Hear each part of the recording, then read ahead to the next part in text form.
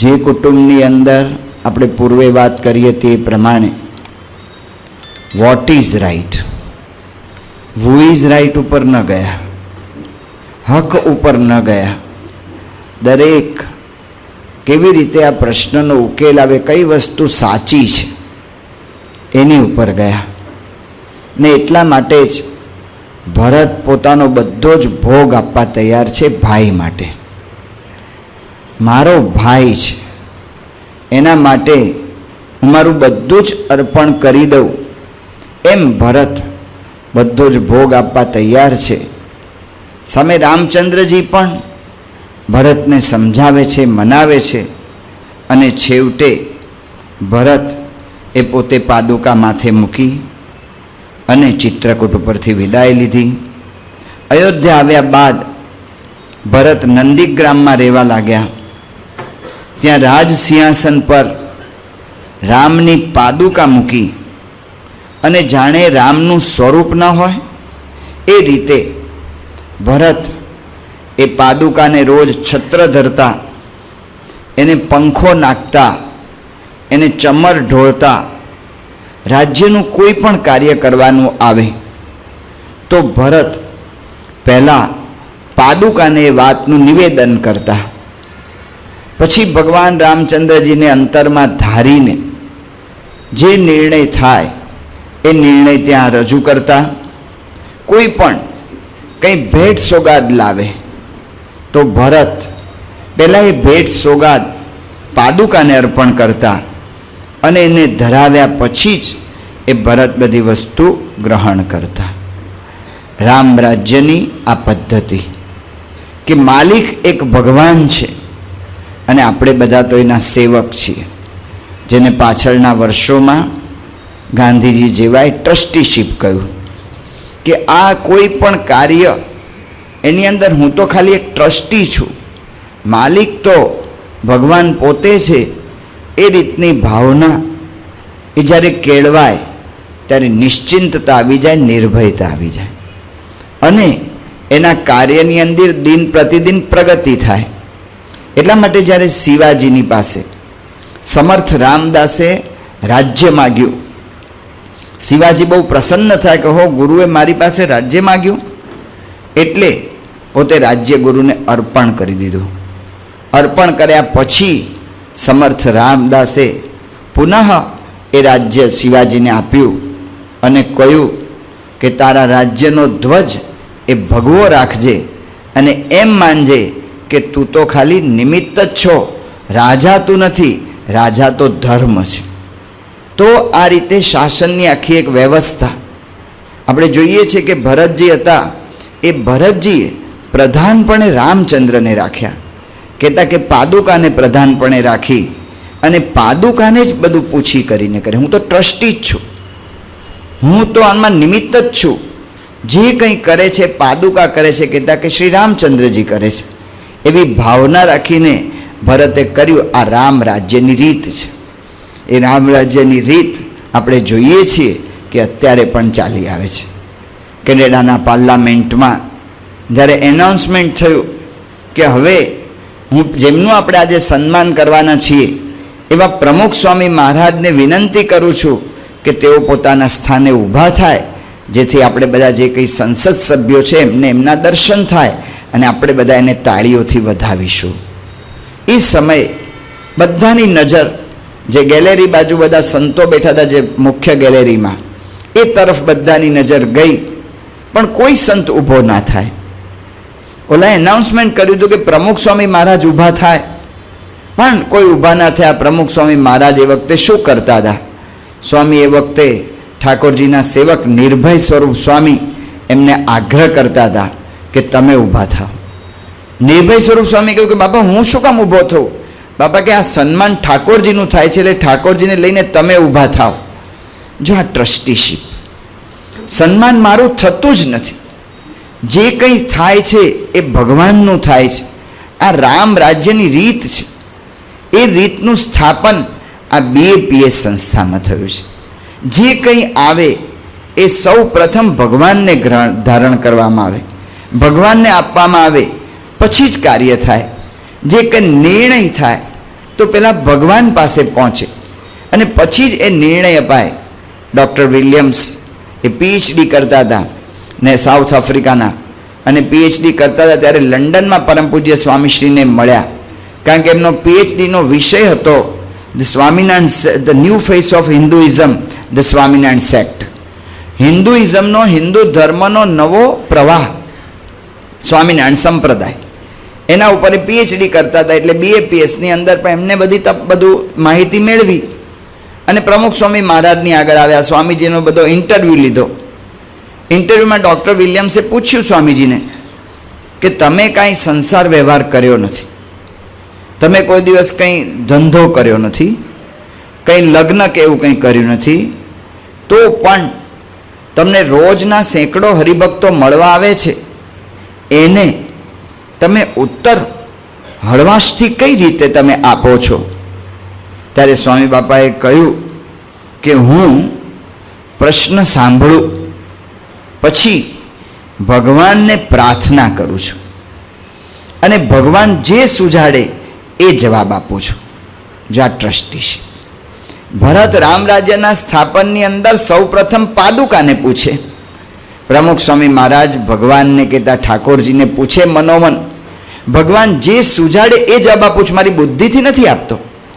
બુદ્ધિથી, તર્કથી આપી શકાય, અનુભવના જ્ઞાનથી પણ આપી શકાય, પણ પ્રમુખ સ્વામી મહારાજ કહે છે કે હું પહેલા ભગવાનને પૂછું છું, ભગવાન જે સુઝાડે એ જવાબ આપું છું.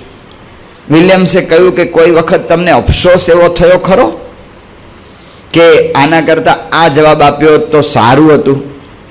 સ્વામી બાપાએ કહ્યું કે ક્યારેય નહીં, કારણ કે હું જે કંઈ કરું છું ને ભગવાનને પૂછીને કરું છું. એમાં લાભ થાય કે ગેરલાભ થાય એના ફળનો અધિકારી હું નથી રહેતો. આ નીતિ જે ભરતે સ્થાપેલી એ જ નીતિ એ અહીંયા દેખાય છે. જે કંઈ ભરત કરે અને એમાં જે કંઈ યશ મળે કે જે કંઈ એની અંદર જય પ્રાપ્ત થાય કે એવું કંઈ થાય, તો એ વાત ભરત માનતા કે આ બધું પાદુકાના પ્રતાપથી થાય છે, એ જ કરે છે.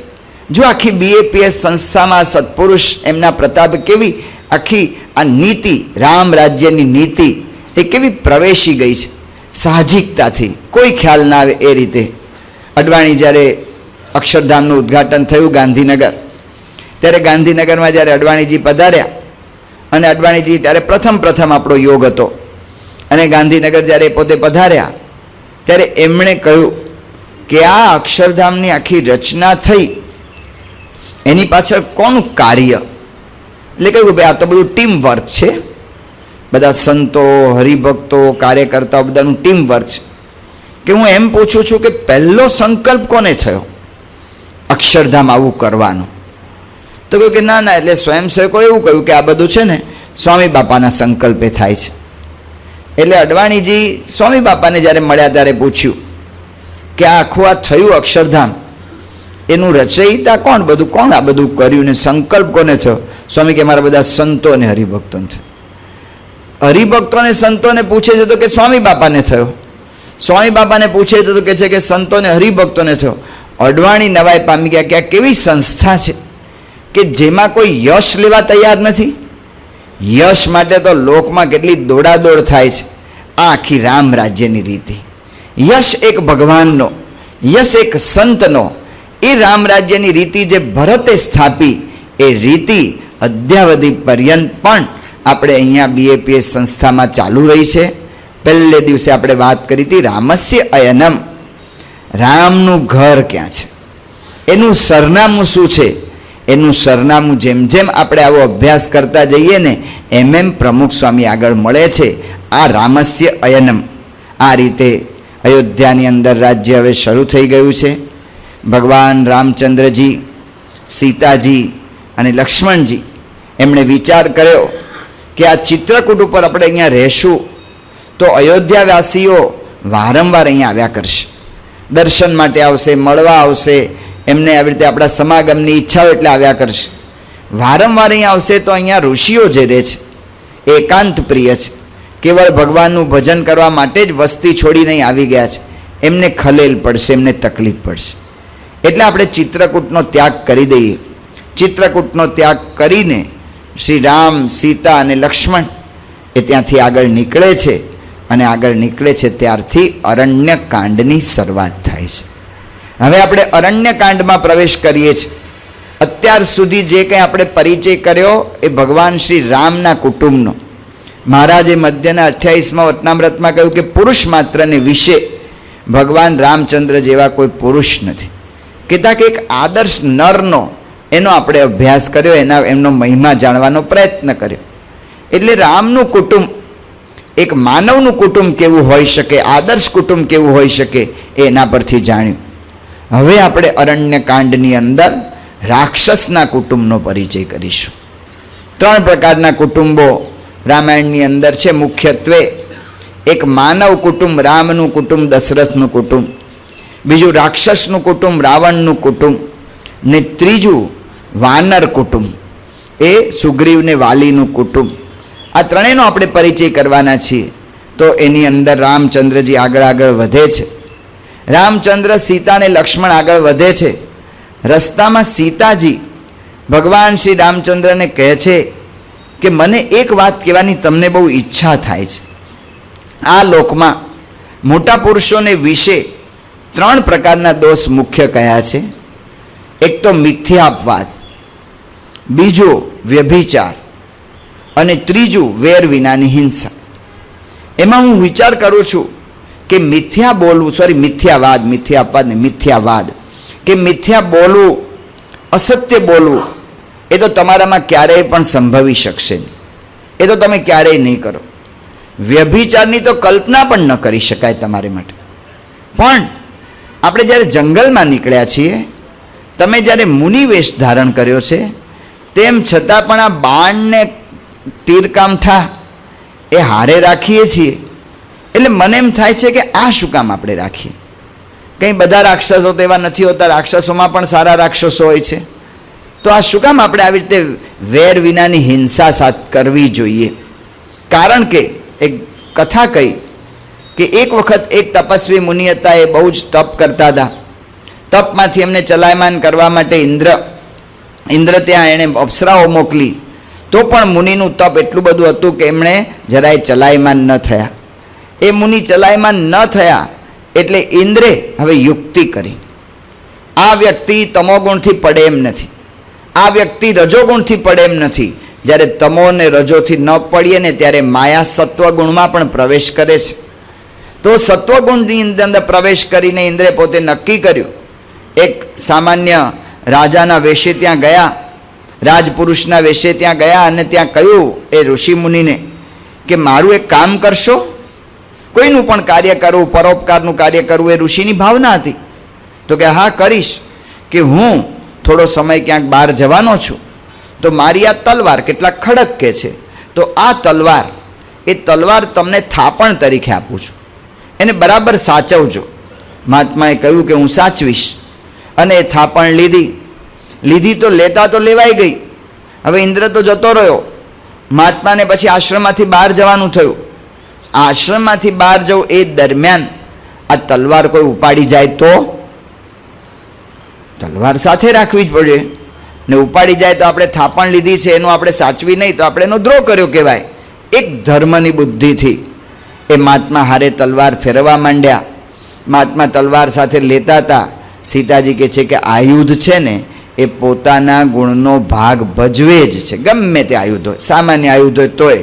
આપણે અહીંયા બેઠા છીએ સભામાં ને એકાદ કંઈક આટલી મોટી હળકડી જેવી લાકડી મળી જાય ને તે અમથા કોકને ગોદો મારીએ. અથવા તો આપણે જોઈએ છીએ કે રસ્તામાં ચાલતા હોય ને કંઈક લાકડી જેવું હાથમાં આવે ને તે આવા થાંભલા બાંભલા ઠપ ઠપ ઠપકારતા જાય. વળી કોકની બારી આવે તો આમ સળિયા કર કરતા જાય. એ આયુધનો ગુણ જ છે. આયુધ હાથમાં આવે એટલે એનો ગુણ ભાગ ભજવ્યા વગર રહે જ નહીં. એટલે સીતાજી કહે છે કે એનો ગુણ છે. એટલે આ મહાત્માએ સાથે તલવાર રાખી અને તલવાર રાખીને પહેલે દિવસ તો જાડી બાડી નડી તો એને કાપી. એક દિવસ કંઈક ઓલો બિલાડી પાછળ કંઈક દોડ્યું હશે, કોઈક અરે સસલા પાછળ કોઈક મોટું પશુ દોડ્યું કૂતરા જેવું, તો એના પર તલવાર ફેંકી. ઓલું પશુને વાગ્યું ને ભાગ્યું કે સારું, રક્ષણમાં કામ લાગે છે. દિવસે એ મહાત્મા હિંસા કરતા કરતા ત્યાં લૂંટારા કહેતા કે મારફાટ કરનારા થઈ ગયા. આયુધનો ગુણ. એટલે સીતાજી કહે છે કે મને એમ લાગે છે કે આપણે આ આયુધ સાથે ન રાખવા જોઈએ. હું તમને શિખામણ નથી આપતી, પણ સ્ત્રી સ્વભાવના ચંચળતાથી કહું છું. બાકી તમે તો ધર્મમાં બહુ આગળ છો, પણ મને એટલું લાગ્યું એટલે મેં તમને કહ્યું. ભગવાન રામચંદ્રજી શું કહે છે? રામ ભગવાને કહ્યું કે બરાબર છે, તે મને જે વાત કરીને વાત મને ગમી છે, કારણ કે તે મને સાચી વાત કરી છે. પણ આ જે હું તીર કામઠાને બાણ સાથે રાખું છું એ તો ઋષિઓની મને આજ્ઞા છે. ઋષિઓ તપસ્વી છે, દીક્ષા લીધી છે, ને દીક્ષા લીધી હોય એટલે ક્રોધ ન કરી શકે, એટલે એમણે આપણને આ સેવા આપી છે. એ સેવાની મેં પ્રતિજ્ઞા કરી છે, એટલા માટે એનો અનાદર કેમ કરી શકું? આ રીતે આ રામનું કુટુંબ કે જેની અંદર પરસ્પર એકબીજાને સલાહ આપી શકે, પરસ્પર એકબીજાની વાતને ગ્રહણ કરી શકે, નિખાલસ ભાવે ચર્ચા થાય અને પછી એનો નિર્ણય થાય, એ રામનું કુટુંબ છે. હવે આપણે જોઈશું રાક્ષસ કુટુંબ. રાક્ષસ કુટુંબનો સૌ પ્રથમ પરિચય એ દંડકારણ્યની અંદર થાય છે. દંડકારણ્યની અંદર ભગવાન રામચંદ્રજી ગોદાવરી નદીના કિનારે પોતે રહેવા માટે પધાર્યા છે અને ત્યાં પંચવટીમાં એમનો નિવાસ છે. કેમ કહેવાય છે કે પીપળો, બીલી, વડ, આંબલી અને અશોક, આ 5 વૃક્ષ જ્યાં હોય એને પંચવટી કહેવામાં આવે છે. આ પંચવટીની અંદર રામચંદ્રજીએ પોતે કુટીર બાંધી છે. કથાકારો કહે છે કે આ શરીર છે પંચવટી છે. પંચતત્વનું પૃથ્વી, જળ, તેજ, વાયુ ને આકાશ, એનું આ શરીર બનેલું છે. એ પંચવટીની અંદર રામ, સીતા અને લક્ષ્મણજીને પધરાવવાના છે. તો આ પંચવટી, એ પંચવટીમાં રામચંદ્રજીને, સીતા અને લક્ષ્મણ ત્યાં સુખ લે છે, શાંતિ છે, આનંદ છે. અને એ વખતે જ દંડકારણ્યની અંદર રાવણની બેન જે શૂર્પણખા, એ શૂર્પણખા એ ત્યાં આવે છે. એ રાવણની બેન છે. રાવણે એનું સૈન્ય જનસ્થાન સુધી રાખેલું છે. આજની ભાષામાં વાત કરીએ તો એનો મિલિટરી કેમ્પ એ જુદી જુદી જગ્યાએ ગોઠવેલો. બાકી એ તો લંકામાં રહે છે, પણ એને અહીંયા ઠેઠ પંચવટી કહેતા કે નાસિક સુધી લશ્કર રાખવાની શું જરૂર? પણ એણે પોતાનો મિલિટરી કેમ્પના ધામા ત્યાં નાખ્યા છે, કારણ કે ત્યાંથી આગળ ન આવી જાય કોઈ રાજાઓ, એટલા માટે. આ મિલિટરી કેમ્પની આખી બધી વ્યવસ્થા આપણે જોઈએ છે. મોટા મોટા દેશો અમેરિકા જેવા શા માટે અફઘાનિસ્તાનમાં લડે છે, શા માટે ઈરાક માટે લડે છે? પણ મિલિટરી કેમ્પ, એના મિલિટરી કેમ્પ જ્યાં ત્યાં થાણા નાખી દે, અને એ થાણા જ્યાં ત્યાં નાખી દે છે, એવી રીતે આ રાવણે પોતાના થાણા નાખેલા છે. ત્યાં શૂર્પણખા ફરતી ફરતી આવી. શૂર્પણખાનો પતિ વિદ્યુતજીવ, એ વિદ્યુતજીવ એ રાવણની સામે કંઈક વાતચીત એવી કરી હશે, અથવા એનો કોઈ અનાદર કર્યો, અને રાવણે વિદ્યુતજીવને પોતાના સગા બનાવીને મારી નાખ્યો છે. સગા બનાવીને મારી નાખ્યો છે. વિધવા થયેલી છે. વિધવા નારીએ તો વધારે સંયમ કરવાનો હોય, પણ આ તો રાક્ષસ સંસ્કૃતિ છે. હવે આપણે રાક્ષસના કુટુંબમાં પ્રવેશ કરીએ છીએ. રાક્ષસ સંસ્કૃતિ છે, એને કોઈ નિયમ નથી, કોઈ બંધારણ નથી, સ્વચ્છંદપણે ફરવું એ રાક્ષસ સંસ્કૃતિ છે. એ રાક્ષસ સંસ્કૃતિ એટલે પોતે જ્યાં ત્યાં ફર્યા કરે છે. અને પંચવટીની અંદર જ્યારે એણે રામનું સૌંદર્ય જોયું, અને ત્યારે એણે તરત જ રામને પોતાની સામાન્ય ઓળખાણ આપી અને રામને કહે છે કે તું મારો પતિ થા. આ વિકૃત, બેડોળ એવી સીતા એ કંઈ તારા જેવી છે નહીં, તને શોભે એવી તો હું જ છું, માટે મારો પતિ થઈ જાય. એટલે ભાઈ પહેલી વાર મળો છો, પહેલી વાર મળે અને તરત જ લગ્નની ઓફર કરે. આ રાક્ષસ સંસ્કૃતિ, જે કુળ ના જુએ, ધર્મ ના જુએ, કશું જ ના જુએ, અને કંઈ જોયા વગર સીધા આંધળા થઈને કેવળ વાસનાથી એ જોડાયને, એ રાક્ષસ સંસ્કૃતિ. તો આવું કહ્યું. ભગવાન રામચંદ્રજીએ જોયું કે આ તો ખરેખરી સાચી થઈને આવી ગઈ છે. મશ્કરી કરવાની, ભગવાનને રમૂજ કરવાની ઈચ્છા થઈ. એટલે ભગવાને શૂર્પણખાને કહ્યું કે જો, હું તો પરણેલો છું, અને આ સીતા મારી પત્ની છે. સીતા મારી પત્ની છે, અને તું જો મને પરણીશ તો તારે શોકનું દુઃખ રહેશે પાછું. એના કરતાં એક કામ કર, જો મારો ભાઈ આ લક્ષ્મણ છે ને ત્યાં બાણ ઘસે છે બેઠો બેઠો, એ લક્ષ્મણ એ છે ને કુંવારો છે, એકલો જ છે, અને એ પણ સુંદર છે, ને એને કેટલાય વખતથી સ્ત્રીનું સુખ ભોગવ્યું નથી. એને પતિ કર, કારણ કે મને પતિ કરીશ એમાં તને દુઃખ રહેવાનું છે. કામથી વિહ્વળ થયેલી આ શૂર્પણખા ભાન ભૂલી ગઈ છે. કામા તુરાણામ ન ભયમ ન લજ્જા. કામથી એક વખત માણસ આતુર થઈ જાય ત્યારે ભય ને લજ્જા, એની બુદ્ધિ એ ભ્રષ્ટ થઈ જાય છે. દોડતી દોડતી લક્ષ્મણ પાસે ગઈ અને લક્ષ્મણને કહ્યું કે તું મને વર. ચાલ આપણે બંને સ્વતંત્ર રીતે દંડકારણ્યમાં ફરીએ, આનંદ કરીએ. લક્ષ્મણ કે અરે રે, તને આવો સંકલ્પ કેમ થાય છે?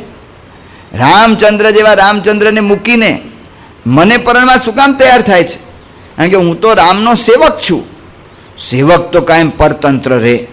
એટલા માટે તું મને પરણવાનું મૂકી દે, કારણ કે મને પરણવામાં સેવક હોવાથી કોઈ સુખ નહીં મળે. કારણ કે કહ્યું કે સેવક સુખ ચહે માન ભિખારી. આ દોહો ત્યાં બોલે છે કે સેવક સુખ ચહ માન ભિખારી, વ્યસની ધન શુભ ગતિ વ્યભિચારી, લોભી યસ ચહ ચાહ ગુમાની, નભ દુહી દૂધ ચહતી એ પ્રાણી. સેવક સુખની ઈચ્છા રાખે. આ બધું કેવી ઈચ્છાઓ છે કે આકાશને દોહીને એમાંથી દૂધ લેવું. વર્ષો સુધી આકાશને દોયા કરીએ તો એનાથી કંઈ સાગર ડેરીમાં આપણે આપી ન શકીએ. એટલા માટે કહ્યું કે આકાશને દોહીને દૂધ લેવા જેવી આ વાત છે કે સેવક સુખ છે, માન ભિખારી. ભિખારીને માનની ઈચ્છા થાય તો એને ભીખ જ ન મળે, એને તો ગરજવાન થવું જ પડે, એને તો નિર્માની રહેવું જ પડે. વ્યસની ધન, વ્યસની માણસ ઈચ્છે કે હું ધન પામું, એ કોઈ દિવસ મળે નહીં. શુભ ગતિ વ્યભિચારી, વ્યભિચારીને શુભ ગતિ પ્રાપ્ત ન થાય. લોભીને કોઈ યશ ના આપે. લોભી હોય ને એમ માને કે મને બધા વખાણે, કોઈ એને વખાણે નહીં. ચાહ ગુમાની, અભિમાની માણસ હોય અને ઈચ્છા રાખે કે બધા મારા પર પ્રેમ રાખે અને બધા મને આદર ભાવ આપે, એ કોઈ દિવસ શક્ય નથી. માટે શૂર્પણખાને સમજાવ્યું કે તું એના કરતાં એક કામ કર કે તું છે ને રામને પરણ. રામને તું પરણીશ ને રામ તારી સાથે રહેશે અને બીજું બધું જ ભૂલી જશે. એટલે પાછી શૂર્પણખા રામ પાસે ગઈ કે રામ તમે જ મને પરણો, અને આ ઓલો તો મને ના પાડે છે, માટે તમે મને પરણો. અને આ જો આ તમને છે ને આ સીતા બહુ ગમી ગઈ છે, પણ આ સીતા તો વૃદ્ધા છે, મોટા દાંતવાળી છે, પતલા પેટવાળી છે, એના મોંમાં તમે પડી ગયા અને મને તમે નથી પરણતા એનું કારણ આ સીતા જ છે. એટલે હું હવે એક કામ કરું, આ સીતાને હું ખાઈ જાઉં એટલે બધું વિઘ્ન દૂર થાય. અને ખરેખર સીતાને ખાવા દોડી. રામ એકદમ ઊભા થઈ ગયા. લક્ષ્મણ ક્રૂરૈહી અનાર્યૈહી પરિહાસ કથંચન ન કાર્ય. ક્રૂર અને અનાર્ય હોય ને એની યારે મશ્કરી પણ ન કરવી. દોડ. અને લક્ષ્મણ દોડ્યા અને શૂર્પણખાને તરત જ વિરૂપ કરી નાખી. તલવાર કાઢીને એના નાક કાન કાપી નાખ્યા. વિરૂપ થયેલી શૂર્પણખા એ બૂમો પાડતી ચીસો પાડતી જનસ્થાનની અંદર જ્યાં રાવણનું સૈન્ય હતું, કહેતા કે એનો મિલિટરી કેમ્પ હતો, ત્યાં જ ગઈ. ત્યાં ખર અને દૂષણ એ રાવણના બીજા બે ભાઈઓ ત્યાં રહેતા હતા. ખર એની બહેનની સ્થિતિ જોઈને પૂછ્યું કે તને આવી કોણે કરી નાખી? શૂર્પણખાએ કહ્યું કે બહાદુર અને એટલે કે આવો એક રામ અને લક્ષ્મણ બે પુરુષો અહીં આવ્યા છે ને એણે મને આવે વિરૂપ કરી. એટલે ખરે એના બહાદુર એવા 14 રાક્ષસોને મોકલ્યા કે 2 માણસો છે એમાં તમે તો 14 છો, એટલે 14 રાક્ષસોને મોકલ્યા. રામે લક્ષ્મણને કહ્યું કે સીતાજીને કુટીરમાં રાખી દો અને હું એકલે હાથે લડી લઈશ. એકલે હાથે રામે 14ને પૂરા કરી દીધા. 14ને પૂરા કરી દીધા એટલે ઓલી શૂર્પણખા પાછી ગભરાણી અને ગભરાતી પાછી રડતી વનમાં ગઈ. શૂર્પણખાની આગળ જે આવડત છે, જે કઈની આગળ હતી ને એ જ બધી આવડત એની પાસે છે. કેવી રીતે પુરુષને વશ કરવા ને કેવી રીતે એને ઉશ્કેરીને કામમાં પ્રવૃત્ત કરવા, આ બેગની કળા એ બરાબર જાણે છે. એટલા માટે શૂર્પણખા એકદમ આવી ત્યારે શૂર્પણખા ધબ કરતી પડી. ખરે કહ્યું કે કેમ હજી રડે છે? મારા સૈનિકો તારી સાથે નથી આવ્યા? કેમ હજી રડ્યા કરે છે? શૂર્પણખાએ કહ્યું કે તું કાયર છો, તું બાયલો છો, તારું અહીં કામ જ નથી. તને એમ લાગે છે કે જનસ્થાનમાં તું જ રાજા જેવો છો, પણ જા રાજા તો અહીંનો રામ જ છે કે જે બહાદુરતાથી લડે છે. તું તો સેનાની અહીંયા બેસી રહ્યો છે પડાવની અંદર, બહાર નીકળીને રામ સામે લડી નથી શકતો કારણ કે તું બીકણ છો. આવા શબ્દો માર્યા એટલે ખર એકદમ ઊભો થઈ ગયો. મેણા માર નહીં, શું કામ છે મને કે, હું ધારું તે કરું. એટલે શૂર્પણખાએ કહ્યું કે હજી ઓલા 14ને એકલા રામે મારી નાખ્યા. એટલા માટે આ ખર એ પોતે 14,000 રાક્ષસોની સેના લઈ અને રામની સામે ઉપડ્યા. રામે લક્ષ્મણને કહ્યું કે લક્ષ્મણ, મને અત્યારે શુભ સુકન થાય છે. મારા ધનુષ્યમાંથી જો ધુમાડો નીકળે છે એ યુદ્ધને લલકારે છે, હું એકલો જ પહોંચી વળીશ. અને એ વખતે રામના જોઈને જ રાક્ષસો બધા ફિક્કા પડી ગયા. સૌ પ્રથમ 9,000ની સેના મેદાનમાં ઉતરી અને ભગવાન રામચંદ્રજી ક્યારે બાણ હાથમાં લે અને ક્યારે છોડે અને ક્યારે કેટલાય રાક્ષસોનો કચ્ચરગાંઠ નીકળે એ કોઈ જોઈ શકતું નહોતું. ખાલી એટલું જ દેખાય કે રાક્ષસો મરે છે, બીજું કાંઈ જ દેખાય નહીં. જોત જોતામાં તો 14,000ના સૈન્યનો નાશ થઈ ગયો. એટલે બીજો 5,000નો કાફલો ઉતર્યો. 5,000નો કાફલો ઉતર્યો. ભગવાન રામચંદ્રજી એને પણ પૂરા કરી નાખ્યા. છેવટે ખરનો ભાઈ દૂષણ આવ્યો. દૂષણ જ્યારે રામ સામે આવ્યો ત્યારે રામ બાણોથી એના પણ હાથ કાપી નાખ્યા. એટલે ત્રિશિરા જેવો રાક્ષસ આવ્યો, એને પણ રામે પૂરો કરી દીધો. અંતે ખર રામની સામે આવીને ઊભો રહ્યો. રામને સામે આવીને ઊભો રહ્યો. રામે એમના બાણોથી એના રથના ઘોડાનો અને સારથીનો નાશ કર્યો. એટલે ખર ગદા લઈને રામ સામે દોડ્યો.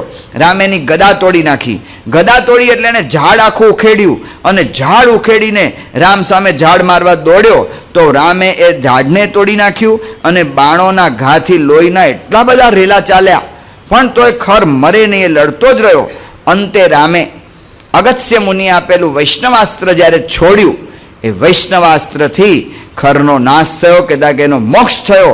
અને મોક્ષ થતાં જ બધા જ ઋષિઓ બહુ પ્રસન્ન થઈ ગયા, રામના બહુ પ્રશંસા કરી અને રામચંદ્રજીને એ બહુ જ એમણે આવી રીતે આશીર્વાદ આપ્યા.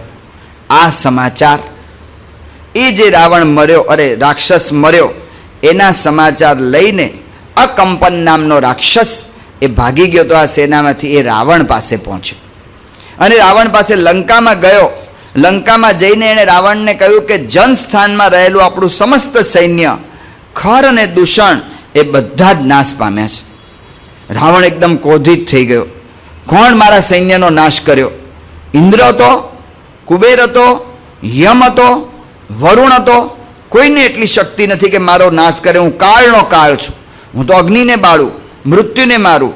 કોણ? રામ સાથે દેવતાઓ ભળ્યા હતા?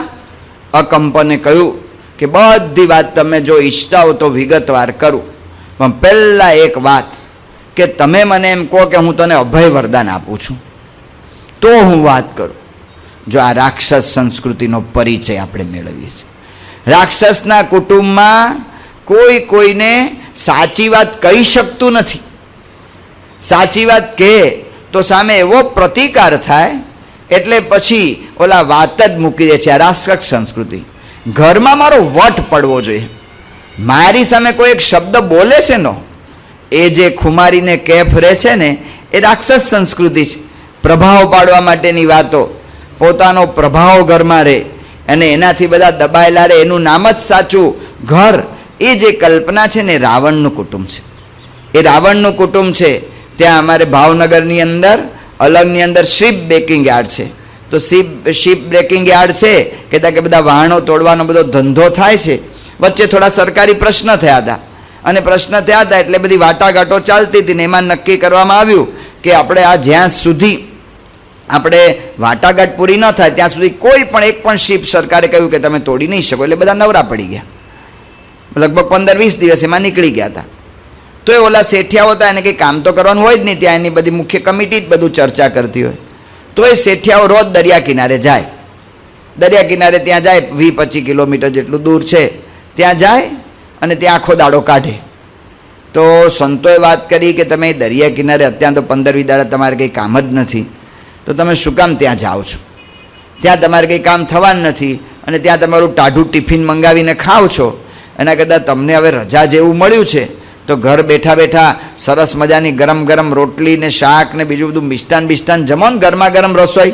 તમને આવો યોગ મળ્યો છે. તો ઓલા શેઠિયા શું કહે છે કે સ્વામી વાત સાચી છે, અમારે તમે કહો છો એમાં સુખના દિવસ આવ્યા છે, પણ બહુ દિવસો આવી રીતે ઘરમાં બેસી રહીએ ને તે ઘરમાં અમારો વટ ઉતરી જાય કે આ નવરા પડ્યા છે, એટલા માટે અમે ત્યાં જઈએ છીએ. જો પ્રભાવ પાડવાની વૃત્તિ. પતિને એમ છે કે હું પત્ની પર પ્રભાવ પાડું ને પત્નીને એમ છે કે હું પતિ પર પ્રભાવ પાડું.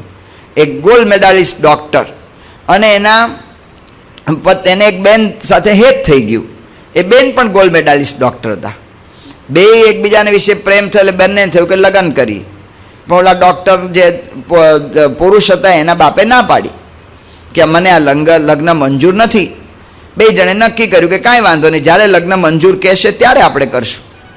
એમ કરતાં 6 વર્ષ જતા રહ્યા. 6 વર્ષ પછી એવી રીતે નક્કી કરવામાં આવ્યું અને નક્કી કર્યું કે ભાઈ આવી રીતે આ કરીએ લગ્ન કરવા, પણ એના બાપા તો ના પાડે. વળી ભગવાનનું કરવું થયું તો એના બાપા વળી ધામમાં જતા રહ્યા. ધામમાં જતા રહ્યા અને ધામમાં ગયા અને એની અંદર એ ધામમાં જતા હવે બેને યોગ થઈ ગયો, નક્કી થઈ ગયો, અનુકૂળ થઈ ગયું. એટલે બે લગ્ન કરી નાખ્યા. બે જણે લગ્ન કરી નાખ્યા અને લગ્ન કર્યા પછી ગોલ્ડ મેડાલિસ્ટ ડૉક્ટર જે બેન હતા, ગોલ્ડ મેડાલિસ્ટ, એ બેન એ પોતે બાથરૂમની અંદર ઘાસતેલ છાંટીને સળગીને મરી ગયા. કારણ શું? પતિનું જે કંઈ આગળ વધે તો પત્નીથી સહન નહોતું થતું, પત્ની આગળ વધે તો પતિથી સહન નહોતું થતું. જો આ પ્રભાવ પાડવાની વૃત્તિ ઘરની અંદર, આ રાક્ષસ કુટુંબ છે, આ રાક્ષસ સંસ્કૃતિ છે. થોડા વખત પહેલાં સમાચારમાં સાંભળ્યા હતા, કોમનવેલ્થની કંઈક ઓલી આવી રીતે છે ને અત્યારે ઓલિમ્પિક એવી રમતની સ્પર્ધા હતી. એમાં મેજર સરોજા નામના કોઈક બેન ગયેલા ભારતમાંથી. ત્યાં નિશાનબાજીમાં મેજર સરોજાનો નંબર આવ્યો. એ નંબર જ્યારે આવ્યો એના સમાચાર અહીંયા દેશમાં એના પતિ કર્નલ ડિસોજા કે એવું કંઈ નામ મને ભૂલી ગયો છું, એ હતા. એને સમાચાર મળ્યા. એને સમાચાર મળ્યા તો એણે પોતાના ઘરની અંદર પોતાની પત્ની જે સરોજા હતી એનો ફોટો હતો એ લઈને તોડી ફોડી નાખ્યો. ઘરમાં કેટલાય વાસણો તોડી નાખ્યા. છોકરાઓને ધોલ ધપાટ કરી નાખી. જો સહન થતું નથી. પ્રભાવ પાડવાની વૃત્તિ આ રાક્ષસી વૃત્તિ છે. ને આવું જ્યારે સહન ન થાય અને પોતાનું ધાર્યું જ ઘરમાં થાય એવું જે ઘરની અંદર હોય ને ત્યાં લોકો સાચી વાત કહેતાય ગભરાય છે. ત્યાં સાચી વાત કહેતા ગભરાય છે અને સાચી વાત કહી શકતા નથી. જો રામનું કુટુંબ કેવું છે કે રામના કુટુંબની અંદર સીતા પણ રામને કહી શકે. રામના કુટુંબની અંદર રામ સુગ્રીવની સલાહ લે, રામ વિભીષણની સલાહ લે, એકબીજાની સાથે નિખાલસતાથી ચર્ચા કરી શકે. આનું નામ રામનું કુટુંબ. અને કેવી રીતે થાય તો એનું વાતાવરણ થવું જોઈએ. ઓલા ઘર સભાની અંદર વાત આવી છે પ્રકાશની અંદર, ઘનશ્યામભાઈ એટલાન્ટા, કે મારા ભત્રીજા જ્યારે હું દેશમાં હતો ત્યારે મારાથી સતત ગભરાતા, કોઈ વાતચીત જ નહોતી થતી. એ ભત્રીજાઓ પરદેશ આવ્યા એટલે મારી સાથે સ્ટોરમાં જ પછી એ લોકોને મેં જોડેલા. બધા સાથે કામ કરીએ પણ વાતચીત ના કરી શકે. ઘર સભા થઈ, ઘર સભાથી અમે સાથે બેસતા થયા, વાતને અવકાશ મળવા માંડ્યો, નિખાલસતા કેળવાતી ગઈ. અત્યારે અમારા ધંધા પાણીમાં અમે બધા એકબીજાને પૂરક થઈ ગયા છે. કંઈ ધંધાની અંદર સલાહ આપવાનો સ્વીકારે તો કંઈ વાત કરે ને. પહેલાં અભય વરદાન માગવાનું હોય એના ઘરમાં વાત ક્યાંથી થાય? કંઈ કે ભાઈ સાહેબ મને મારશો નહીં તો હું વાત કરું. પહેલાં અભય વરદાન જ્યાં માગવાનું હોય ત્યાં વાત થઈ શકે નહીં. એટલે અકંપને રામને પેલા અભય વરદાન માગ્યું. પછી બધી વાતો કરી. વાતો કર્યા પછી રામને કહ્યું કે આ રામ બહુ જ બળવાન છે, એનો ભાઈ પણ એટલો બળવાન છે અને એમણે એકલાય આ 14,000ની સેનાનો નાશ કર્યો છે. રાવણ એકદમ ગુસ્સે થઈ ગયો કે મારે આજે જ એને મારવો છે. જો જ્યારે ઘરની અંદર વટ પાડવાની વૃત્તિ પ્રવૃત્ત થાય છે ને ત્યારે બધા જાણતા થઈ જાય છે કે આને કેવી રીતે વશ કરવું આ વ્યક્તિને, અને પછી યુક્તિ કરે છે. અકંપન હોશિયાર છે. અકંપને જોયું કે આ રાવણને આપણે વાત નાખવી હોય તો કેવી રીતે નાખવી, એટલે એણે કહ્યું કે રામનું બળ તો છે ને અતુલ્ય જ છે, પણ એના કરતાં અગત્યની વાત મારે તમને બીજી કરવાની છે. કે બીજી એ વાત છે કે રામના એની એક પત્ની છે ને એ બહુ જ સુંદર છે. એ પત્ની એટલી બધી સુંદર છે કે સ્ત્રી રત્ન જેવી તેની પત્ની એ દેવતા, ગંધર્વ કે નાગ કન્યામાં પણ એના જેવી કોઈ સ્ત્રી મેં જોઈ નથી. એ એટલી બધી સુંદર છે. મને એમ લાગે છે કે તમે સ્ત્રીને હરી લો એટલે રામ છે ને એના વિયોગમાં મરી જશે. યુદ્ધ બુદ્ધ કરવાની કાંઈ જરૂર નથી. આ એની ખામી જાણે છે કે રાવણ કામાસક્ત છે. જ્યારે નિખાલસભરી ચર્ચા ન થતી હોય ત્યારે કામ કઢાવવા માટે આવી એની નબળી જે કડી હોય ને એનો લોકો ઉપયોગ કરે છે. એનો ઉપયોગ કરે છે. છોકરા મારા વાળા નહીં, નાનકડા ટાબરિયા હોય તો એ બધું જાણી જાય છે. મહેમાન આવે ને ત્યારે જ પૈસા માગવા આવે. હવે ત્યારે તો ના પાડી ન શકાય, તો એ બધી યુક્તિઓ જાણી જાય છે કે કેવી રીતે ક્યાં કામ કઢાવવું. એટલે જે કુળની અંદર એ આવી રીતે રાક્ષસ સંસ્કૃતિ છે, એ રાક્ષસ સંસ્કૃતિની અંદર આવી રીતે કામાશક્તિથી જોડે છે અને એની યુક્તિ સફળ ગઈ. તરત જ રાવણ એ ઊભો થઈ ગયો અને રાવણે કહ્યું કે બરાબર છે. રાવણ તરત જ ત્યાંથી નીકળ્યો અને મારીચ, જે મારીચને તાડકાના પુત્રને રામે બાણથી એને ઉડાડેલો, એ મારીચ અત્યારે લંકાના કિનારા પર એક તપસ્વી જેવું જીવન જીવતો હતો. એ તપસ્વી મારીચની પાસે રાવણ પહોંચ્યો અને કહ્યું કે મારે આ રામની પત્ની સીતાને લઈ આવી છે, તું મને વાત કર, તને એનો અનુભવ છે કે એની પત્ની કેવી રીતે લાવવી. ત્યારે આ મારીચ રામનું નામ સાંભળ્યો ને અને રાવણ એકદમ ચમકી ગયો. તને કોણે સીતાનું નામ આપ્યું? કયો એવો તારો મિત્ર, તારો શત્રુ જેવો છે એકદમ સીતાનું નામ નાખ્યું અને સીતાનું હરણ કરવાની વાતો કરી?